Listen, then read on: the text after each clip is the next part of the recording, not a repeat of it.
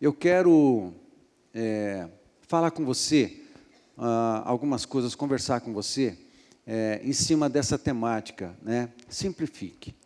A gente está... Quem acha que a vida ultimamente está meio complicadinha, né? Quem acha? Só eu que acho? Obrigado.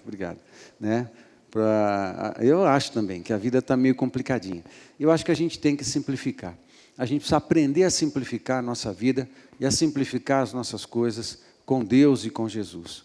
E eu quero, ao final da mensagem, só ao final da mensagem, repartir 4 coisas simples que a gente pode fazer, que farão muita diferença na nossa vida e na nossa saúde.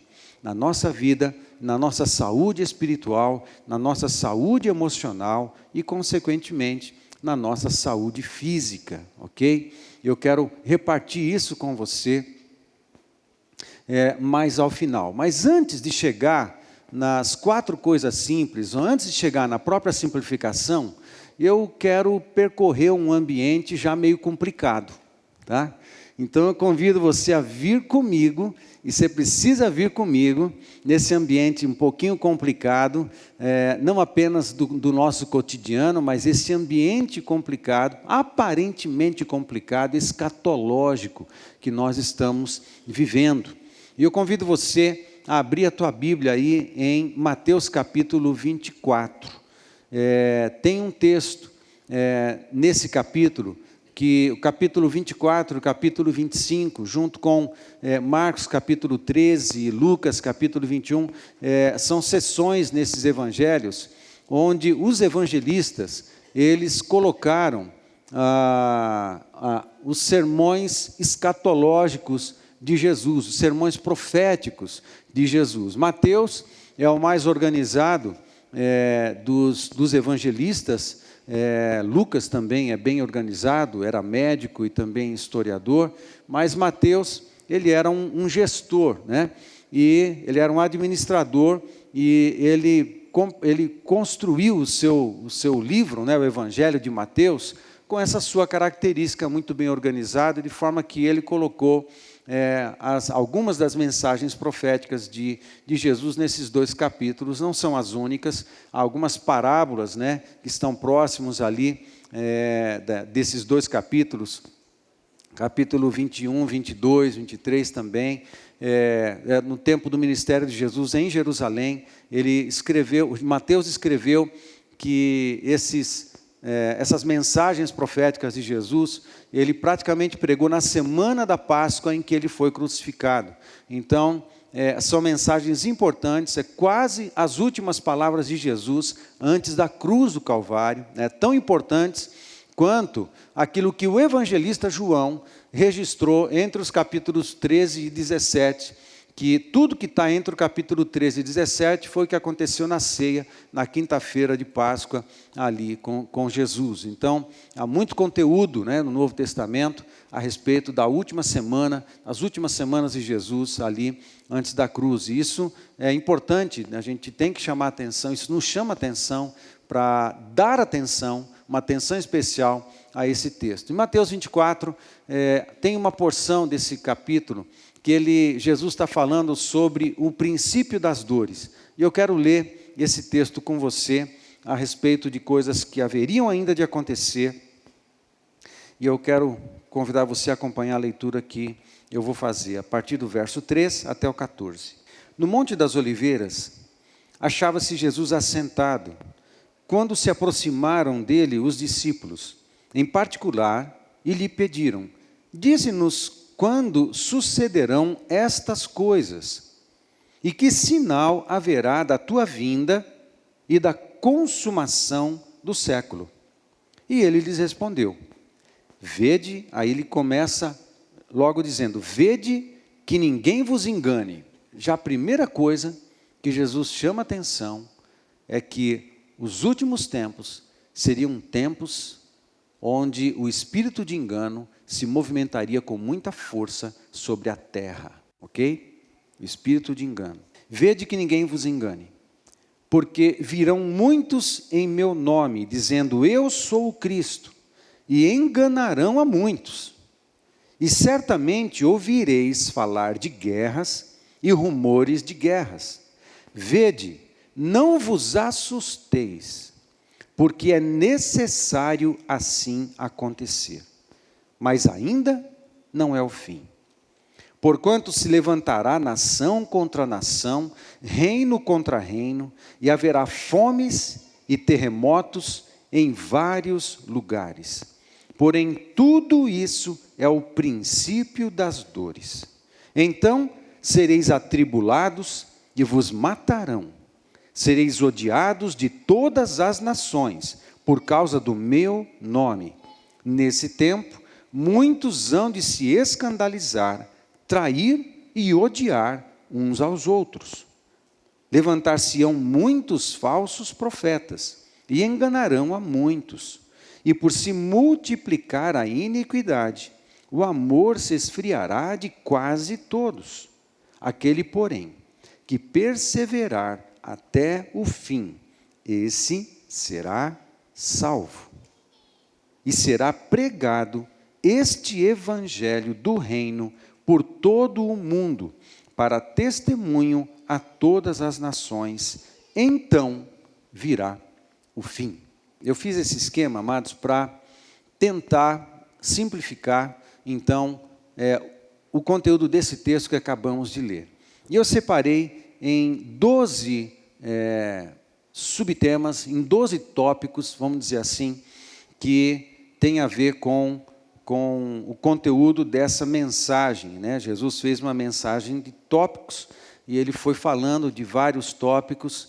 É evidente que a compreensão que os discípulos tiveram quando Jesus compartilha essas verdades foi limitada, e provavelmente muitos desses discípulos, vários desses discípulos estavam vivos no ano 70, quando aconteceu a destruição de Jerusalém. Então, há uma parte das mensagens escatológicas, né, proféticas de Jesus, que teve o seu cumprimento no ano 70, quando Jerusalém foi destruída, e se assemelhou, evidente, com várias das explanações e profecias que Jesus fez aqui. Mas há uma outra porção das profecias, né, dessas mensagens escatológicas de Jesus, que ainda não se cumpriram e dizem respeito à segunda vinda de Jesus.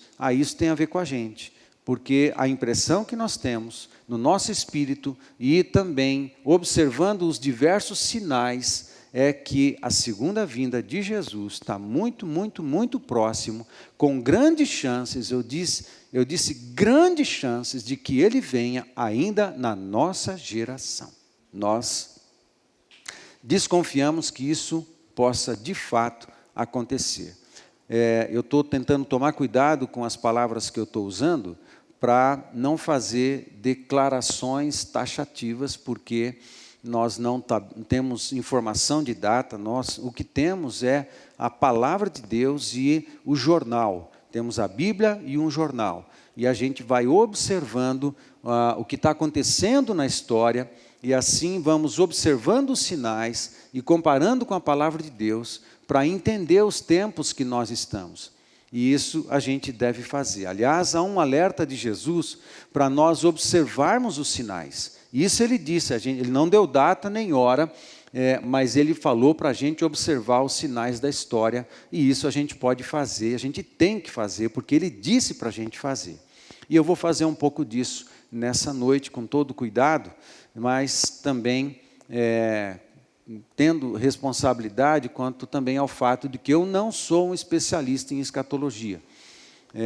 E eu tenho que tomar cuidado quanto a isso, também não dizer o que não preciso. Então, vamos lá. Deixa eu repassar para você, então, esses pontos aí. Falsos cristos, né? Muitos aparecerão com falsos cristos. Isso é muito interessante. Falsos cristos e enganarão a muitos. Jesus está dando esse alerta.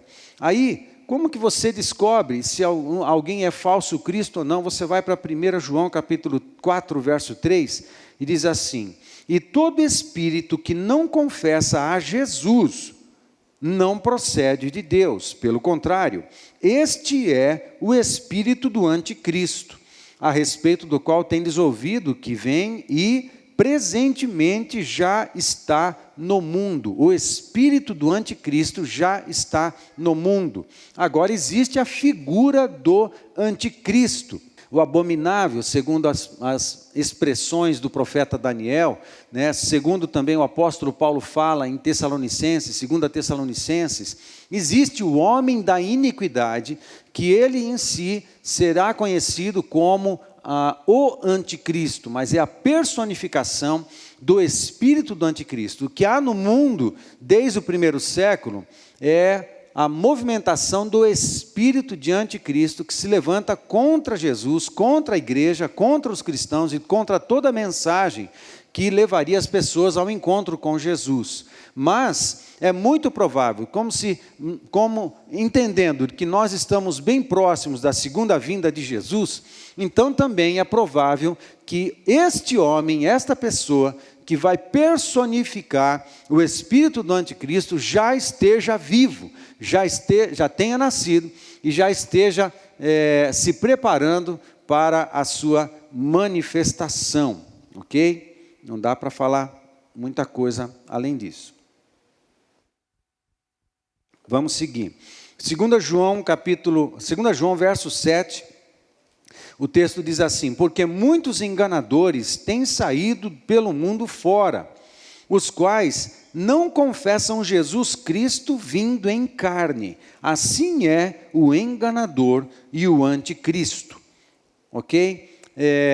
O anticristo, ou tudo que está sujeito ao espírito do anticristo, não reconhece Jesus Cristo como Filho de Deus, como aquele que é o esperado das nações, aquele que nasceu há 2000 anos atrás em carne, que cresceu, amadureceu como homem, um homem de Deus, Filho de Deus, e morreu na cruz aos 30 anos, ressuscitou ao terceiro dia, subiu ao céu e voltará numa segunda vinda. Quem não reconhece a Jesus Cristo dessa forma que nós conhecemos nos evangelhos e aqui mencionado nas epístolas de João, esse é o espírito do anticristo. Tem que reconhecer Jesus Cristo é o verdadeiro Messias aguardado, né? Essa é uma mensagem bem curiosa, porque nós ocidentais, quando alguém diz para nós, Jesus Cristo é Messias, isso não quer dizer muita coisa. Agora, dizer para um judeu, no primeiro século, que Jesus Cristo era o Messias, não precisava dizer mais nada. Afirmar que este homem, que nasceu em Belém, que foi para o Egito na infância, depois cresceu em Nazaré, iniciou seu ministério, depois do seu batismo, bem perto ali da cidade de Jericó, batizado pelo seu primo, João o Batista, este homem que nasceu ali e começou seu ministério ali, este homem era o Messias, é o Messias, aguardado e profetizado desde o Gênesis, profetizado desde o Éden, profetizado em todos os homens de Deus, em todas as alianças da Bíblia, até o seu nascimento e a sua encarnação. Ele é o verdadeiro Messias. O fato é que o judeu, ele estava aguardando a vinda do Messias. E de alguma forma, quando os magos vão até Jesus, vão até a região ali do nascimento de Jesus e tem um encontro com Herodes e tudo mais, esses magos, eles não eram judeus, mas eles conheciam as profecias antigas de que haveria de vir um Messias enviado da parte de Deus, que este homem seria o grande Salvador, e ele seria um judeu, ele seria da linhagem ali de Abraão, e ele haveria de nascer, segundo as profecias, em Belém, porque ele seria também um descendente de Davi. Muito curiosa a presença dos magos ali no nascimento, porque eram sábios, eram entendedores das ciências diversas, né? E eles vieram para reconhecer esse que desde a antiguidade seria o Messias, porque Jesus se encaixou absolutamente dentro de todas as profecias, desde o Gênesis até esse momento, ao momento do seu nascimento, e vieram para conhecer Jesus.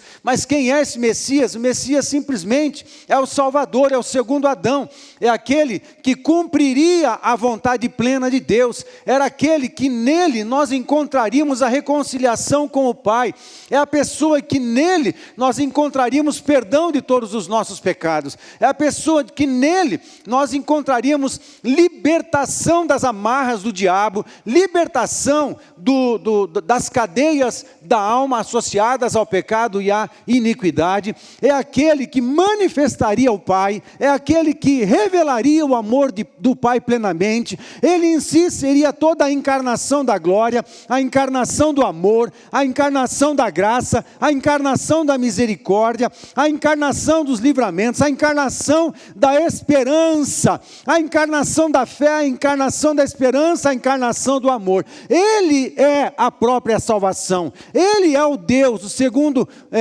da Trindade, a segunda pessoa da Trindade, e ele é o Rei de Reis, ele governaria e governaria todas as nações, porque nele todo homem, toda mulher encontraria salvação. Nós queremos conhecer esse homem prometido desde o Gênesis, desde a criação.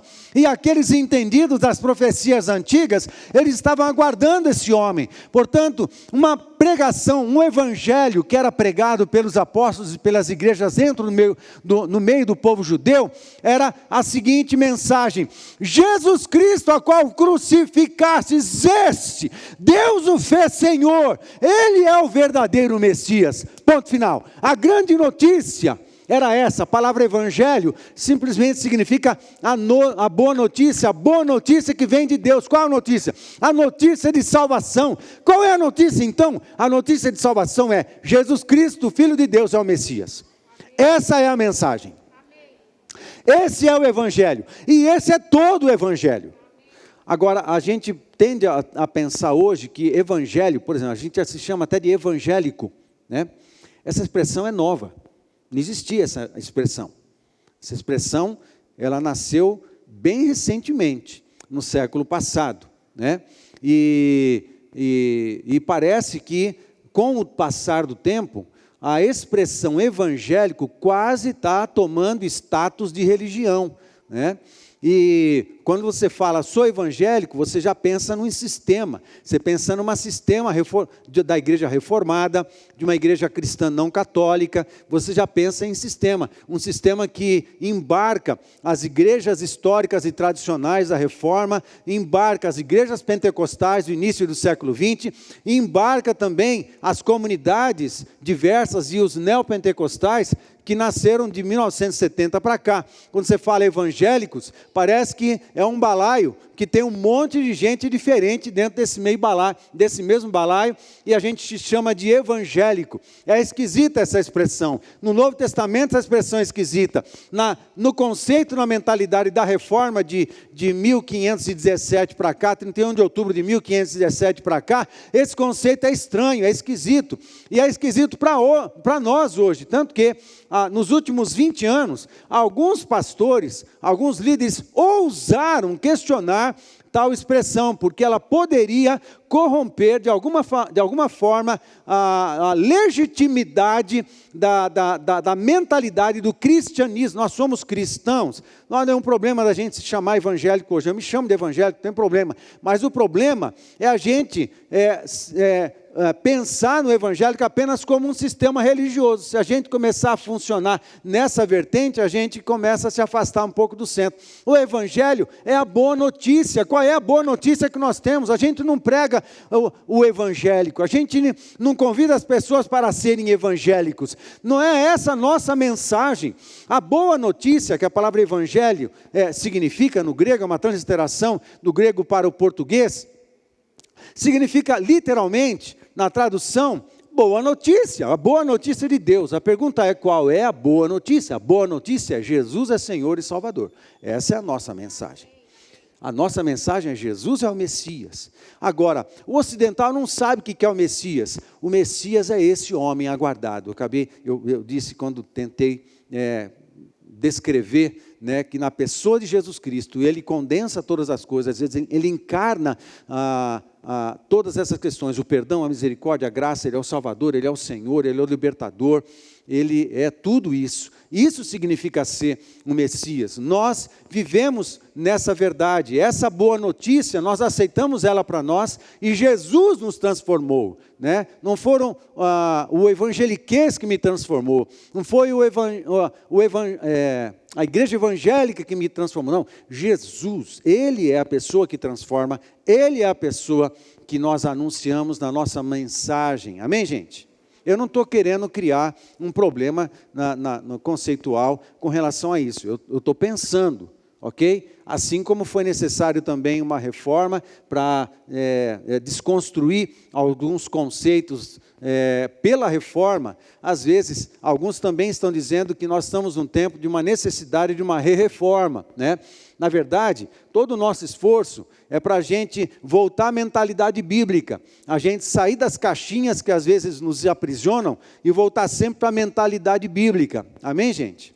É isso o nosso esforço. Por isso, haveriam muitos falsos cristos, né? Anunciando muitas coisas e tudo mais. Então, olha que curioso, dentro desse primeiro tema aí, dos falsos cristos. Só no século XX, só no século passado, reconhecidamente pela mídia internacional, mais de 20 homens se autodenominaram Jesus Cristo encarnado. Mais de 20 homens, só no século XX, ok? E não foi só no século XX, só no século XX, né? Mas do primeiro século até o século XIX, muitos outros homens se autodenominaram o Jesus Cristo, o Filho de Deus, o Messias, que veio para resgatar a sua igreja. Um dos últimos, né, um bem próximo de nós, que ele está hoje em Brasília, ele tem uma igreja, tem seguidores em Brasília, como é que chama aquele cara de Santa Catarina? Henri Cristo. O Henri Cristo, ele tem seguidores, ele fica em Brasília, mas ele nasceu na cidade de Indaial, aqui em Santa Catarina, né? Morou na rua, uma história muito complicada, e ele hoje no Brasil, né, provavelmente é a figura brasileira de maior destaque, que se autodenomina o Messias, né? Pai do céu, né? Tenha paciência. E outro, tinha um latino, que é um tal de José, não sei se vocês lembram, ele morreu há alguns anos, né? Ele se autodenominava o Messias encarnado e tudo mais, e ele chegou a ter 2 milhões de adeptos, 2 milhões de adeptos, crendo que ele era o Messias. Aí ele teve uma doença e morreu. Olha o papelão. Não dá, né? Muito bem. E isso, dentro disso que Jesus alertou, muitos falsos cristos e enganadores surgiriam. O segundo ponto que Jesus fala é guerras e rumores de guerras. No século XX, só no século XX, tem um registro de 42 guerras. Muitas outras guerras aconteceram, pequenos conflitos tribais aconteceram, mas vamos dizer assim, que oficialmente, só no século XX, 42 guerras aconteceram, desde do começo do século, né, a guerra da Rússia, o movimento russo, Stalin, Lenin, não sei o quê, a Primeira Guerra Mundial, em 1914, e depois o movimento de Lenin, e depois algumas outras poucas guerras, até a Segunda Guerra Mundial, em 1948, e outras pequenas guerras, uma muito famosa, a Guerra dos 6 Dias, em 1967, onde os exércitos de todas as nações ao redor de Israel investiram contra Israel, e Deus interviu sobrenaturalmente e houve o livramento de Israel. Os soldados da Arábia, da Turquia, de todas as nações ao redor, eles se aproximavam dos soldados, das trincheiras dos israelitas, e eles atiravam e as balas não saíam das suas armas, e eles viam anjos. Sempre quando eles viam os soldados israelenses, eles viam muitos anjos junto com eles, e as armas dos inimigos caíam ao chão, de maneira que houve um livramento sobrenatural na Guerra dos 6 Dias. Se você tem curiosidade, seria interessante você pesquisar sobre a Guerra dos 6 Dias em 1967. Quando estivemos em Israel, em 2018, nós ouvimos muitas vezes o guia falar a respeito de muitas coisas sobrenaturais que aconteceram nessa guerra, muito curioso. Mas 42 guerras num século, é muita guerra para um século só. Quase que tem uma guerra a cada 2 anos. Isso é uma coisa absurda. O item 3, nação contra nação, reino contra reino. Isso está acontecendo, gente, na nossa geração. É só ligar a televisão, ou abrir o teu Face, você vai ver muita notícia a respeito disso. O item 4, fome. Jesus falou que vai ter fome. Também não preciso dar muitos exemplos a respeito disso. Terremotos. Aí eu quero repartir com você uma curiosidade. Entre o século V e o século XV, entre o século V e o século XV, nós temos o registro de 23 terremotos. Pode ter acontecido muito mais, até por conta dos meios de registro dessas informações. Então, com certeza, aconteceram muitos mais terremotos de magnitude bem baixa, de maneira que não deu nem para registrar tal coisa, até por causa da tecnologia. Qual é a tecnologia que eles usavam para registrar, né, movimentos sísmicos e tudo mais? Mas há um registro do século V ao 15, 10 séculos, um registro de 23 terremotos. Entre o século XVI e o XIX, 35 terremotos, o registro de 35 terremotos. Só no século XX, 131 terremotos. Só no século XX. Só num século, teve mais terremoto do que em 19 séculos. Só num século, teve mais terremotos do que em 19 séculos. Você acha que isso não é um sinal que Jesus falou para a gente prestar atenção? A coisa está apertando, né? E no século XXI, nós já temos o registro, lógico que nós temos tecnologia para fazer registros um pouco mais precisos e minuciosos. Só no século XXI, nós já temos registrado 18 terremotos até agora. E os maremotos, a maioria dos terremotos, alguns que acontecem no leito do oceano, geram também os maremotos e as tsunamis e tudo mais. Você lembra de tsunamis nos últimos anos que aconteceram, que promoveram muitas destruições e muitas mortes. Muito bem, até esse item 5, terremotos, acontece como se fosse uma pausa. Aí Mateus, ele menciona na mensagem de Jesus esses 5 itens, aí ele faz como se fosse uma pausa. Porém, tudo isso é o princípio das dores, não é um dado, é uma chamada no meio da mensagem. É o princípio das dores. Quando você vê tudo isso acontecendo, fique em paz aí, fica tranquilo aí no seu coração, porque isso é só o começo e vai piorar. Está complicadinho o nosso tempo, né? Mas vai simplificar, tá? No final vai simplificar. Muito bem. E Jesus continua mencionando várias coisas bem curiosas. O item 7 é ódio e perseguição contra cristãos. Eu quero ler alguns dados para você, que vem da revista de Portas Abertas, Open the Door.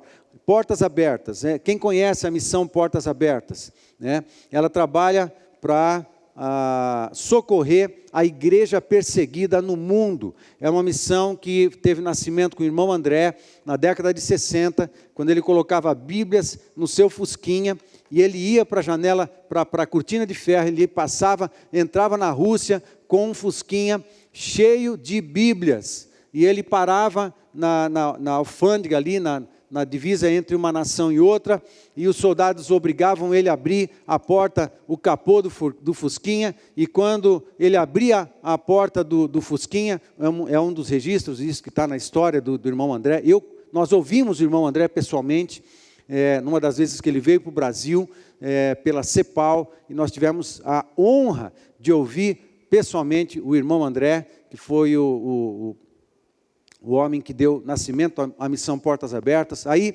o soldado obrigou ele a abrir o capô do Fusquinha, e abriu, quando abriu, cheio de Bíblia, o soldado olhou para ele e falou assim: olha, o senhor precisa ir logo, porque se o senhor não for rápido, esses tomates e essas verduras, elas vão murchar tudo, então vai logo, né?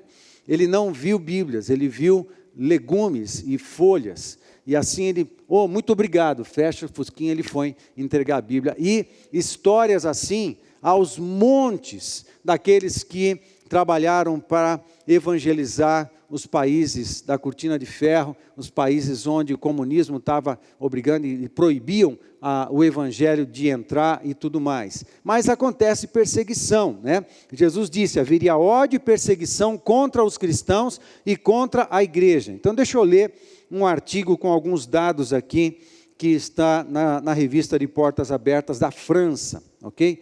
Cerca de 340 milhões, presta atenção, cerca de 340 milhões de cristãos, católicos, ortodoxos, protestantes, batistas, evangélicos ou pentecostais, foram fortemente perseguidos, contra 260 milhões em 2019. 340 milhões só em 2020, contra 260 milhões em 2019, denuncia a ONG que registra os ataques de discreta opressão diária, né? A discreta opressão diária, a violência mais extrema. Isso representa um cristão em cada 6 na África é perseguido com morte, muitos com morte, e 2 em cada 5 na Ásia. 2 em cada 5 cristãos na Ásia são perseguidos, 1 em cada 6 na África são perseguidos. Destaca Patrick Victor, diretor de Portas Abertas da França, que garante que os números estão abaixo da realidade. A perseguição, ela é velada, amado, ela é velada, mas existe. Quem conhece, tem acesso a revistas e informações como Portas Abertas, que não é o único ministério que cuida da igreja perseguida, e você acessa outros ministérios, outras agências missionárias, que cuidam exclusivamente de igrejas perseguidas, em lugares em que não se aceita o cristianismo, você vai ter essa gama de informações para ver que o cristianismo, ele sofre sim perseguição. E quanto mais próximo da segunda vinda e do surgimento de Cristo, e antes disso, o surgimento do anticristo, maior será a perseguição. Onde acontece maior perseguição? Nos países de predominância muçulmana, né, islâmica, e de países socialistas comunistas. Presta atenção. É onde acontecem as maiores perseguições contra cristãos. Eu corro risco muito grande de falar algumas coisas aqui, mas se é algo que a gente vai ter que correr, a gente corre mesmo. Mano, meu querido, meus irmãos, não se concebe um cristão ser de ideologia socialista ou comunista.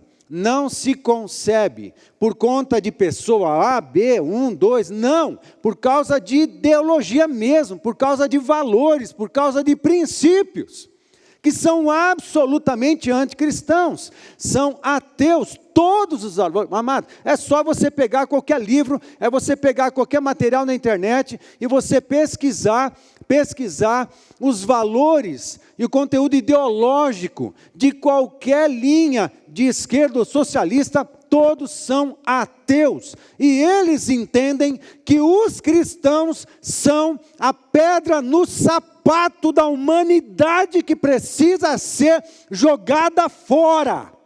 Dá para ser mais claro que isso? Não sei como eu poderia ser mais claro que isso. Você pode não concordar comigo, não fará a menor diferença, porque essa é uma verdade.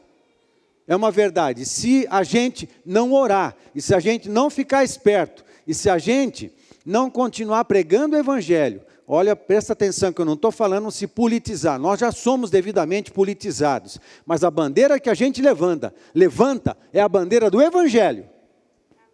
A bandeira que a gente levanta é a bandeira de Jesus Cristo.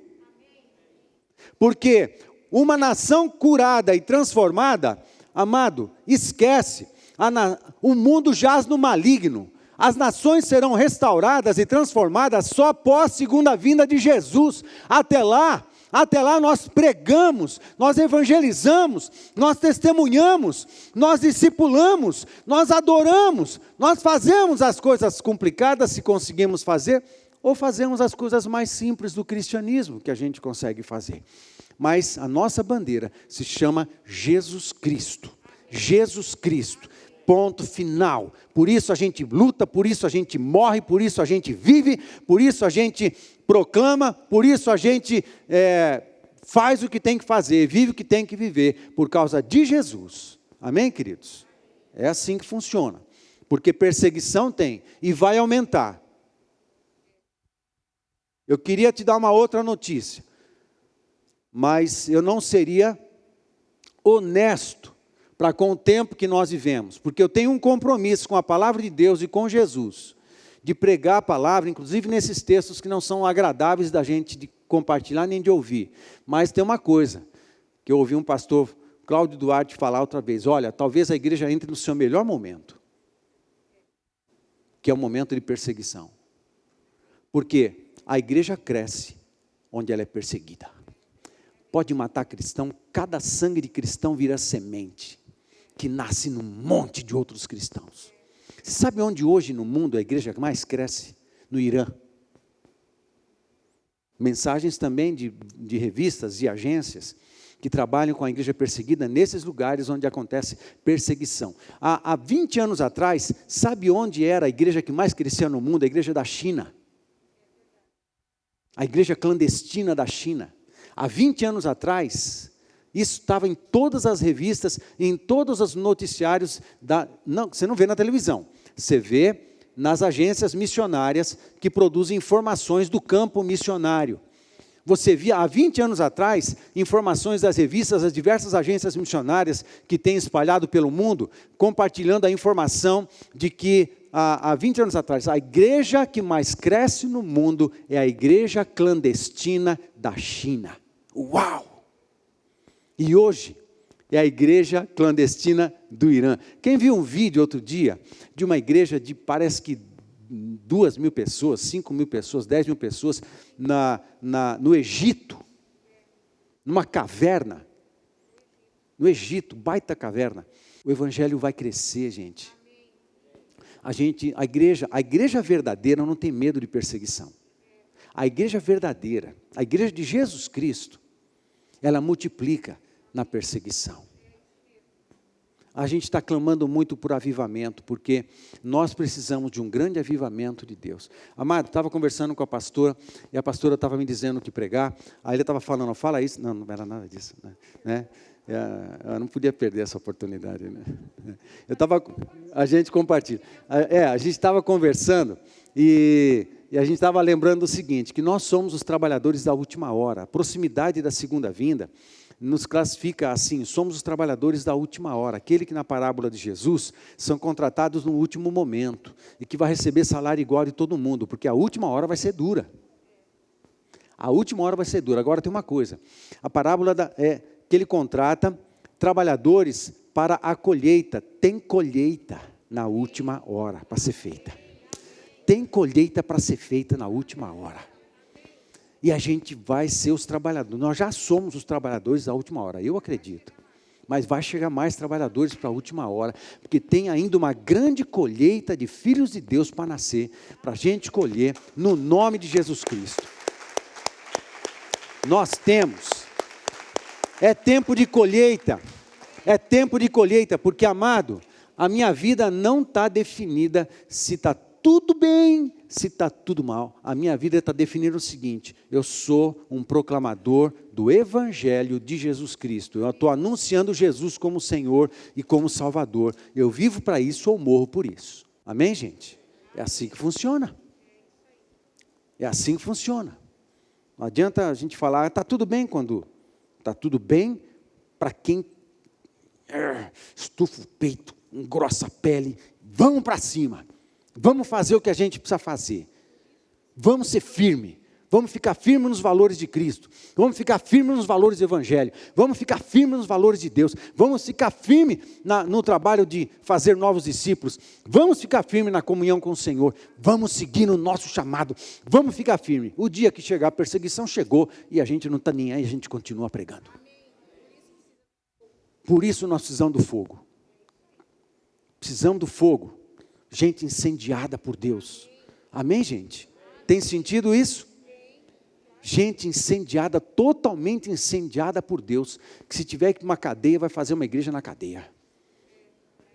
Não precisa ter CNPJ, hoje precisa, mas depois não precisa. A gente vai para a cadeia, a gente vai ter uma igreja na cadeia, a gente vai para o campo, a gente vai ter uma igreja no campo, porque é povo, é gente, igreja é gente. Amém, gente? É assim que funciona. O item 8, escândalos, traições e ódio uns aos outros. Não preciso argumentar nada a respeito disso. Item 9, falsos profetas enganarão a muitos. Também já falamos sobre isso. Item 10, multiplicação da iniquidade e esfriamento do amor. Pregamos a semana passada, em parte, nesse texto aqui. Aquele, porém, que perseverar, e o item 11, veja, 5 tópicos e mais uma chamada. Lá, Jesus faz isso, Mateus organizou isso, 5 verdades e uma chamada, ok? Depois mais 5 mensagens e outra chamada. E essa chamada que está no item 11, aqui no verso 13, diz, aquele, porém, que perseverar até o fim, esse será salvo. Amado, é uma questão de crer, se arrepender e crer, com certeza. Mas é uma questão de se arrepender, crer e perseverar na fé até o fim? Sim. Sim. Quando a gente estiver lá diante do papai, tendo que prestar conta, papai, mas eu acreditei na mensagem. Cara, quem é você que não perseverou na fé? Não perseverou na minha presença, não perseverou na minha comunhão, não perseverou para cumprir o meu chamado, não perseverou para colocar os dons que eu te dei em prática. Quem é você? Aquele, porém, que perseverar até o fim, esse será salvo. E o 12, aí ele fecha a mensagem. E será pregado este evangelho do reino por todo o mundo, para testemunho a todas as nações, então virá o fim. Quando estivemos em fevereiro de 2020 no Descende, quem teve no Descende? Foi uma galera aqui da nossa igreja, né? Vários irmãos estivemos lá, foi uma bênção demais, foi algo histórico no mundo, o Descende no Brasil. Aconteceu em 2 estádios na cidade de São Paulo e um estádio em Brasília. Foi impressionante, nós fomos no estádio do Morumbi ali. E um dos homens que muitos homens de Deus do mundo pregaram naquele Descende, e um deles foi Loren Cunningham. Loren Cunningham, quem conhece Loren Cunningham? Loren Cunningham, ele é o fundador da Jocum. Quem conhece Jocum? Aí uma maioria conhece. Jocum, Jovens com uma Missão, é uma sigla que significa Jovens com uma Missão. Ele deu nascimento a Jocum e ele prepara jovens para evangelizar países, geralmente, de cultura muçulmana, né? E Loren Cunningham, ele é um dos diretores da Jocum hoje, ele mora no Havaí e ele não é o presidente mundial da Jocum, mas ele ainda trabalha na instituição. Ele esteve no Descende e ele deu uma palavra, foi uma grande honra ouvirmos a voz do Loren Cunningham lá no Descende, em fevereiro de 2020. E o Loren Cunningham disse que ele já tinha visitado praticamente 100%, lembra disso? 100% das nações do mundo. Isso é um absurdo. 100% das nações do mundo. E ele compartilhou com todo o povo que estava no Descende uma informação valiosíssima. E ele disse que hoje, porque ele foi em todos os países do mundo, ele pode dizer o seguinte, que ele tem contato também com editoras de Bíblia, né, que imprensam Bíblias e tudo mais pelo mundo inteiro. E ele diz que com a tecnologia que nós temos hoje, é possível produzir Bíblias em todas as línguas em poucos meses. Eu estou usando a palavra que ele usou, poucos meses. Hoje é possível você produzir Bíblia para todas as línguas e dialetos do planeta por causa dos computadores e tudo que, os recursos tecnológicos que nós temos, para que a palavra de Deus chegue em todas as culturas, em todos os povos e em todas as nações. Aí vai se cumprir, provavelmente, o único item que falta da mensagem profética de Jesus. E será pregado este evangelho do reino por todo o mundo, para testemunho a todas as nações, então virá o fim. Amado, até o item 11, até o item 10, já está acontecendo e se multiplicando. No século XX se multiplicou, se multiplicará a ciência, amém? Isso aconteceu no século XX de maneira estrondosa. Alguns diziam, há alguns anos atrás, que a ciência se multiplicava a cada 500 anos. Aí, o tempo passou e diziam que a ciência estava se multiplicando a cada 50 anos. A cada 500 anos, a cada 10 séculos, 5 séculos. Depois, 1 século para a ciência se multiplicar. Precisava 100 anos para a quantidade de informações e conhecimentos se multiplicar de um ponto para outro, precisava de 100 anos. Com o tempo, passou e o número foi caindo por causa dos recursos tecnológicos. Hoje, a gente está ouvindo dizer de que a ciência se multiplica a cada 3 meses. E eu já ouvi alguém, eu não sei se é exagero ou não, dizendo que a cada mês, ou a cada conjunto de semanas, a ciência está se multiplicando. Eu não sei se é um exagero, mas eu acredito que hoje, na nossa época, a ciência está se multiplicando no mínimo a cada ano. Ela se multiplica. Basta você observar os celulares que você tem na mão, você observar os recursos dos filmes, interessante, né, o que o cinema produz, e você observar toda a tecnologia relacionada a material bélico, a tecnologia relacionada ao 5G, não sei quanto você já leu a respeito do 5G, toda a tecnologia relacionada a comunicações e o grande reset, não sei se, quem sabe o que eu estou falando? Quem sabe o que eu estou falando? Grande reset, ok? Aquilo que está se falando muito, é possível um grande reset na humanidade por causa da tecnologia. Quem não sabe o que é o grande reset, por favor, pesquisa, é muito importante, diz respeito ao conjunto de sinais que todos nós temos que observar, faz parte do nosso tempo. Nós estamos num tempo muito importante da história, amados. Aí eu vou simplificar daqui para frente. Posso? Posso simplificar tudo? Posso, né? Outra coisa, antes de simplificar, vou complicar um pouco mais. Rússia e Ucrânia. Amados, os eventos apocalípticos, presta atenção, que eu não estou dando data, eu não estou dando cronologia, eu não estou falando nada. Existem alguns eventos que deverão acontecer, a gente não sabe a ordem deles. E mesmo os escatologistas têm dificuldade de determinar a cronologia dos eventos escatológicos. Há uma dificuldade, nem os autores bíblicos deixam isso com tanta clareza. Então, a gente tem que ter cuidado. Tem que ser cuidadoso quanto a isso. Agora, algumas coisas devem acontecer. A multiplicação da ciência está acontecendo. Todos esses sinais aqui de Mateus 24 estão acontecendo, e outros ainda, porque essa não é a única mensagem profética de Jesus. Todo capítulo, e no outro capítulo também, é mensagem profética. Agora, nós sabemos que haverá guerra naquele lugar ali. É bem próximo de Israel. Gente, é bem próximo da Turquia. Bem próximo da Turquia. Né? A Turquia é inimiga de Israel. A Turquia não precisa muito para ela se juntar com o Irã, para se juntar com a Rússia, para investir contra Israel. Muito embora a gente tenha visto o presidente de Israel entrar no Emirados Árabes e participar do palácio do príncipe de Emirados Árabes e tocar em uma banda de árabes, tocar um hino, quem viu isso? Tocar o hino de Israel, quem viu isso? Quase ninguém viu. Há alguns dias atrás, o presidente, Israel tem presidente, ele tem primeiro-ministro, mas tem presidente. O presidente de Israel, dentro de um palácio de um príncipe árabe, e uma banda árabe tocou o hino de Israel, significa aliança. Amado, Israel vai ter um momento na história que ele vai tentar fazer aliança entre os países ali que são inimigos deles desde Abraão, desde Ismael. Ismael, pai de todos os árabes. Agora vai acontecer guerra naquela região. Vai acontecer guerra, e a guerra, ela está sendo preparada.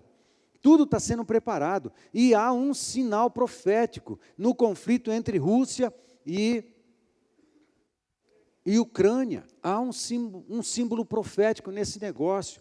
Começa a estourar um problema ali. Qual é a movimentação da OTAN? Qual é a movimentação das organizações, das Nações Unidas? Qual é a movimentação que acontece? Presta atenção nisso, porque dependendo da movimentação, a guerra vai se instalar, vai piorar, e eles vão saber o que eles vão poder ou não fazer, de que maneira o mundo entra nisso, porque vai ter um momento que eles vão fazer guerra e vão tentar dominar o território de novo de Israel, com a ajuda dos países ao redor. Amados, isso vai acontecer. E uma guerra entre Rússia e Ucrânia está mostrando só a temperatura das coisas. Está sendo terrível, muita gente está morrendo, mas isso, entenda, isso só está mostrando a temperatura das coisas, porque outras coisas acontecerão muito piores, e por fim das contas, eles vão se juntar e vão tentar guerrear contra Israel. Isso está muito próximo dos momentos escatológicos associados à grande tribulação, que a Bíblia chama de Gog e Magog. Não é essa guerra, eu estou falando que todas essas diversas guerras que vão acontecendo no Oriente Médio ali da Europa, do leste europeu, eles vão determinando a temperatura do ódio e do que eles devem ou não fazer, podem ou não fazer, como que o mundo vai se comportar diante de um conflito, para depois eles decidirem o que é que eles vão fazer, quem serão os aliados para investir contra Israel. E para a formação de uma religião mundial. Isso está sendo trabalhado também. E o alvo é Jerusalém, pelo amor de Deus, nós estivemos lá. É uma cidade que não tem 1 milhão de habitantes. Não tem 1 milhão de habitantes. Mas é um pedacinho de terra onde as 3 religiões mundiais monoteístas estão ali. Os cristãos, os judeus e os muçulmanos.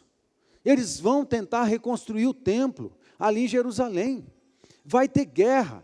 E quando, depois desse monte de guerra, um cara se levantar de algum lugar para botar paz em tudo, esse cara é o anticristo. O anticristo vai tentar botar paz em tudo. Mas antes dele se manifestar, vai ter guerra. Então, para ele se manifestar, precisa acontecer as guerras. E elas vão acontecer, queridos. Elas vão acontecer. E o mundo inteiro vai ser afetado. E quando começar a acontecer, e o Espírito de Cristo começar a se fortalecer, a perseguição contra os cristãos, ela vai se intensificar poderosamente. Aí é a hora do vai ou racha. Ontem com os jovens eu bati um papo com eles, e a temática do papo é ou vai ou racha. A hora do vamos ver. Vai chegar um momento que é a hora do vai ou racha, é a hora do vamos ver. Vocês estão comigo, gente? Amados, a gente está na história.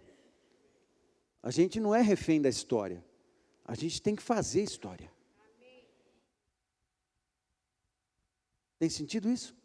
A gente tem que fazer a história da sua vida, a história da cidade. Não, eu sou um fazedor de história. Eu não sou refém das coisas. Está tudo acontecendo, agora eu vou chorar no meu quarto, apavorado? Não, espera lá, eu vou continuar. Deixa eu simplificar então para você.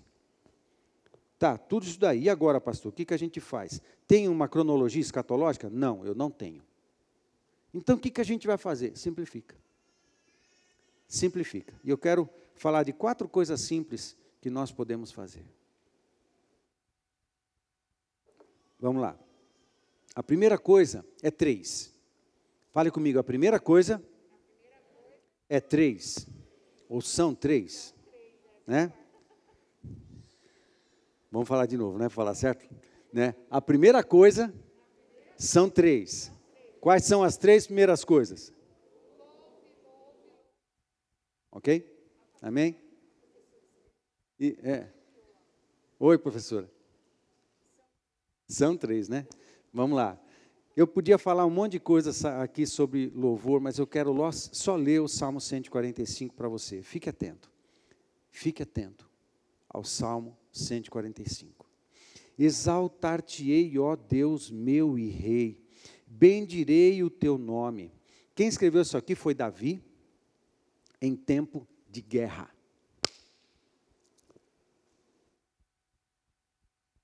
Estão comigo? Amém. Exaltar-te-ei, ó Deus meu e Rei, bendirei o teu nome para todo o sempre. Ele está lá preocupado com guerra? Onde estão os olhos do adorador? Em Deus. Todos os dias te bendirei e louvarei o teu nome para todo o sempre. Grande é o Senhor e muito digno de ser louvado. A sua grandeza é insondável. Rússia, Estados Unidos, Turquia, China, a sua grandeza é insondável. Amém? Uma geração louvará a outra geração as tuas obras e anunciará os teus poderosos feitos. Meditarei no glorioso esplendor da tua majestade. Está preocupado com alguma coisa? Está preocupado com a guerra que ele vai ter que lutar?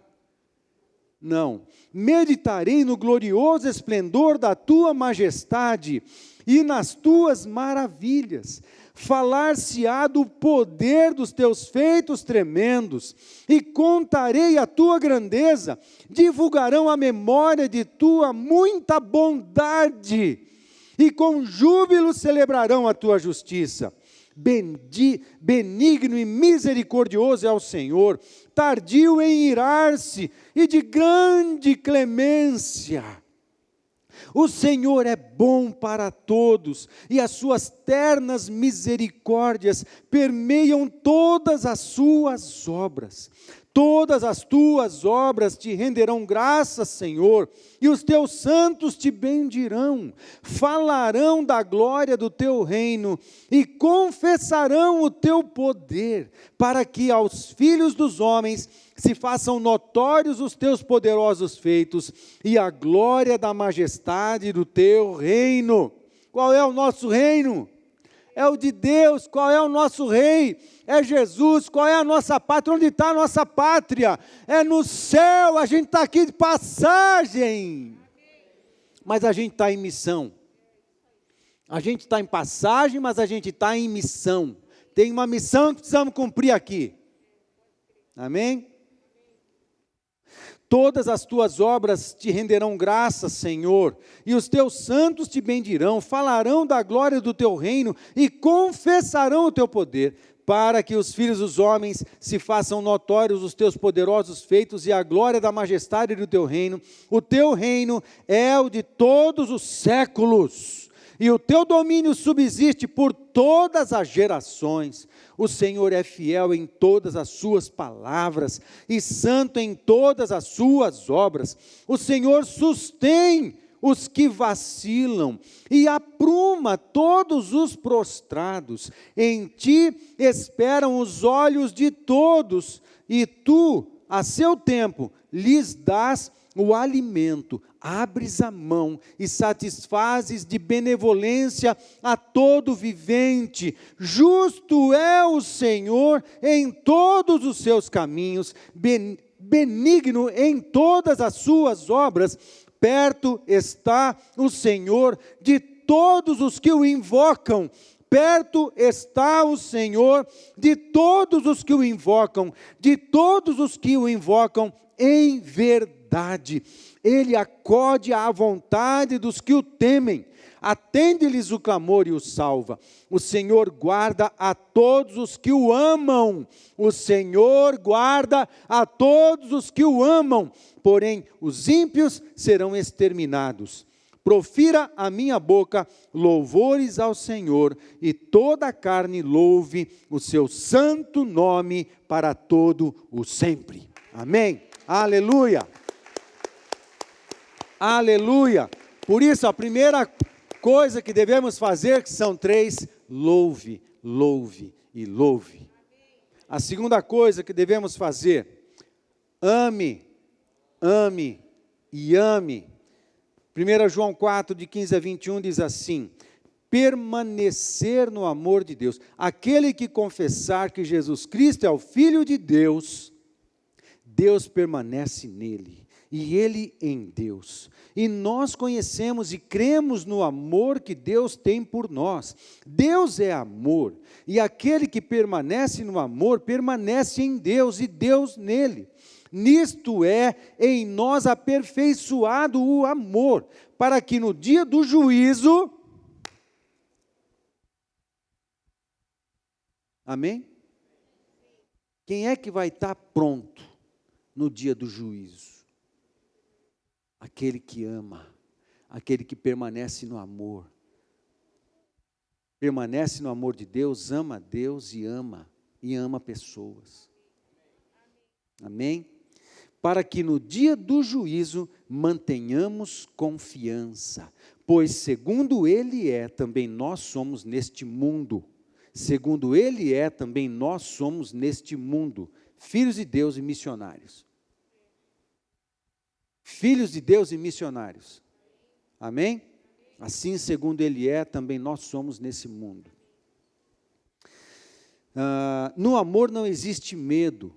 Antes, o perfeito amor lança fora o medo. Ora, o medo produz tormento. Logo, aquele que teme não é aperfeiçoado no amor. Nós amamos porque Ele nos amou primeiro. Se alguém disser ama a Deus e odiar o seu irmão, é mentiroso. Pois aquele que não ama seu irmão, a quem vê, não pode amar a Deus a quem não vê. Ora, temos da parte dele este mandamento: aquele que ama a Deus, ame também a seu irmão. Amar a Deus e amar as pessoas. Esse vai estar pronto para o dia D. Amém? Terceira coisa que devemos fazer, que também são 3, obedeça, obedeça e obedeça. João 15, 9 a 14 diz assim: como o Pai me amou, também eu vos amei, permanecei no meu amor. Se guardardes os meus mandamentos, permanecereis no meu amor.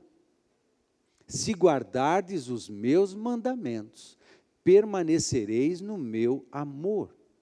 Amém, gente? Saber que Deus nos ama não é tudo que a gente precisa. A gente precisa guardar e obedecer os seus mandamentos para a gente estar dentro do amor de Deus.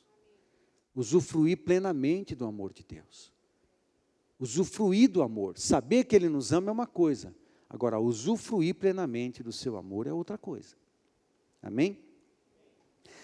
Permanecereis no meu amor se guardardes os meus mandamentos, assim como também eu tenho guardado os mandamentos de meu Pai, e no seu amor permaneço. Tenho-vos dito estas coisas para que o meu gozo esteja em vós, e o vosso gozo seja completo. O meu mandamento é este, que vos ameis uns aos outros, assim como eu vos amei. Ninguém tem maior amor do que este, de dar a alguém a própria vida em favor dos seus amigos. Vós sois meus amigos, se fizerdes o que eu vos mando. Vós sois meus amigos, se fizerdes o que eu vos mando. Tem que ter obediência na parada. Tem que ter obediência a Deus nessa relação. A quarta simples coisa que devemos fazer são 3 também. Pregue, pregue e fale de Jesus. Vamos falar? Pregue, pregue e fale de Jesus. 2 Timóteo 4, de 1 a 5 diz assim: conjuro-te perante Deus e Cristo Jesus, que há de julgar vivos e mortos. Porque, de novo, uma expressão que aponta para os últimos dias. Coincidência? Conjuro-te perante Deus e Cristo Jesus, que há de julgar vivos e mortos pela sua manifestação e pelo seu reino. Está perto de acontecer. Amém? Prega a palavra. Porque essas coisas estão perto de acontecer, prega a palavra. Prega a tempo e fora de tempo. Insta, quer seja oportuno, quer não. Corrige, repreende, exorta com toda a longanimidade e doutrina. Pois haverá tempo em que não suportarão a sã doutrina. Pelo contrário, cercar-se-ão de mestres segundo as suas próprias cobiças, como que sentindo coceira nos ouvidos, e se recusarão a dar ouvidos à verdade, entregando-se a fábulas. Tu, porém, sê sóbrio em todas as coisas, suporta as aflições, faz o trabalho de um evangelista, cumpre cabalmente o teu ministério. Amém? Quais são as 4 coisas simples que devemos fazer? Vamos falar junto. Louve, louve e louve. Depois, ame, ame e ame. Depois, obedeça, obedeça e obedeça. 4, pregue, pregue e fale de Jesus. Fica de pé comigo, vamos orar.